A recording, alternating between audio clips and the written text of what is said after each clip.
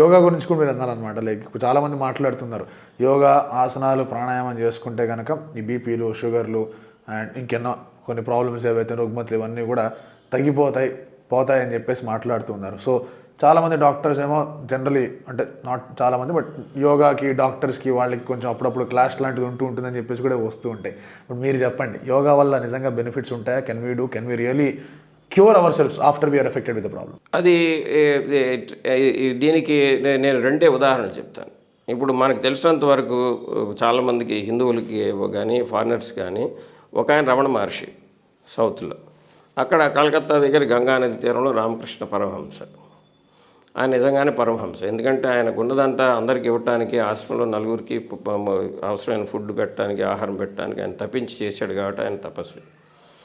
అట్లా రమణ మహర్షి ఆయన ఏం కొనుక్కోలేదు, ఏం పెట్టుకోలేదు, అసలు ఈ శరీరం నాదే కాదని ఉన్నాడు. యోగాలో వీళ్ళిద్దరూ మనకి ఈ తారలు ఈ చంద్రుడు ఉండే వరకు ఉండే అంటారు, అట్లా ఆ చంద్ర తారార్కం ఉండే మనుషులు వాళ్ళు ఇద్దరు కూడా క్యాన్సర్ వచ్చి చచ్చిపోయారు.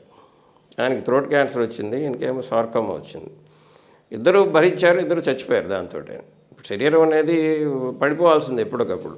జబ్బులు రాకుండా ఉండటం అన్నది జనే పని కాదు. ఎక్కడైతే హెల్త్ ఉంటుందో అక్కడ డిసీజ్ ఉంటుంది. రెండు లేకుండా అసలు శరీరమే ఉండదు.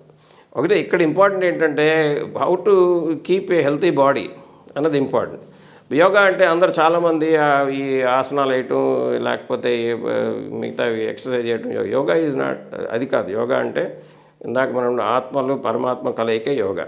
అంటే మీరు మెడిటేషన్ పూర్తిగా నిమగ్నం అయిపోయి ఈ పరిసరాలతో సంబంధం లేకుండా ఉండగలుగుతాం yoga.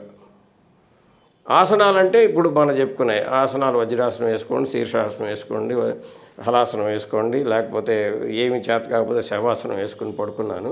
They are all good because they keep the body and body relaxed, అంటే జాయింట్స్ రిలాక్స్ అవుతాయి. ప్రాణాయామం very important for respiratory exercise.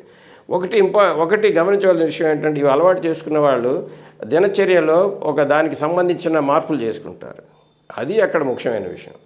దినచర్యలు ఎప్పుడైతే ఇవి మీరు ఇంక్లూడ్ చేసుకుంటారో మీ కంప్లీట్ రొటీన్ అంతా దానికి అనుబంధమే నడుస్తూ ఉంటుందన్నమాట. That's the trick for health. ఈ రోజుల్లో ఎవరు చేస్తున్నారు? అంతమంది లేచిన తర్వాత పళ్ళు దొక్కకుండానే బట్టలు వేసుకుని వెళ్ళిపోయేవాళ్ళు ఉంటారు, సగం బట్టలు వేసుకుని.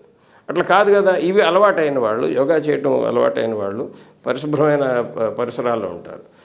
నేను I published A paper on prayer habits. Head injury తగిలిన వాళ్ళకి, తలకి దెబ్బలు తగిలిన వాళ్ళు, ప్రేయర్ చేసేవాళ్ళు, ప్రేయర్ హ్యాబిట్స్ ఉన్నవాళ్ళు, రెండో వైపు ప్రేయర్ చేయని వాళ్ళు. ఈ హెడ్ ఇంజరీ తగిలినప్పుడు వీళ్ళిద్దరూ ఎట్లా రికవర్ అవుతారని చూస్తే ప్రేయర్ ఉన్నవాళ్ళు, ప్రేయర్ హ్యాబిట్స్ ఉన్నవాళ్ళు they handle the head injury better than the other guys. అంటే చాలామంది అక్కడ బతికి బాగుపడ్డారు, ఇక్కడ చాలామంది చచ్చిపోయారు. ఇది నేను చేసిన అబ్జర్వేషన్. ఏంటి ఆల్రెడీ ఐసీయూలో అడ్మిట్ అయిన పేషెంట్ని గ్రూప్స్ కింద చేసి స్టాటిస్టిక్స్ చేయటం వల్ల నేను కనిపెట్టింది. ఎందుకు ప్రేయర్ హ్యాబిట్స్ ఉన్న వాళ్ళు అంటే కొంతమంది దాని మీద స్టడీ చేశారు. ఆస్ట్రేలియాలో అక్కడ ఇండియాలో చేసినాయిగా వాళ్ళు ఏం చేశారు, ప్రేయర్ హ్యాబిట్స్ ఉన్న వాళ్ళు they always follow healthy routine.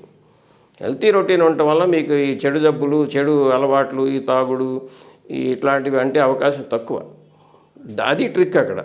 Yoga వల్ల ఇంపార్టెంట్ అంటే yes, yoga is very important. ఆసనాలు వేయటం ఇంపార్టెంట్, ఎస్, ఆసనాల వల్ల హెల్ప్ ఉంటుంది. ప్రాణాయామం ముఖ్యమా? ఎస్, ప్రాణాయామం ముఖ్యం, దానివల్ల ఉపయోగం ఉంటుంది.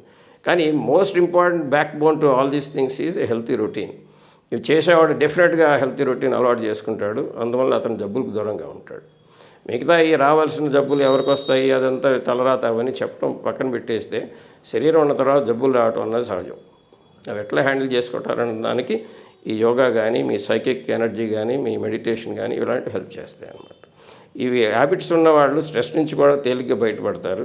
ఈ హ్యాబిట్స్ ఉన్నవాళ్ళు ట్రబుల్సమ్ ఎన్వైరన్మెంట్ నుంచి కూడా సక్సెస్ఫుల్గా బయటకు వస్తారు. అంతేగాని గెలవటానికి 26 మార్గాలని ఎవరో వీరేంద్రనాథ్ పుస్తకం రాస్తే అవి చదువుకుని మనం రావట్లాగా.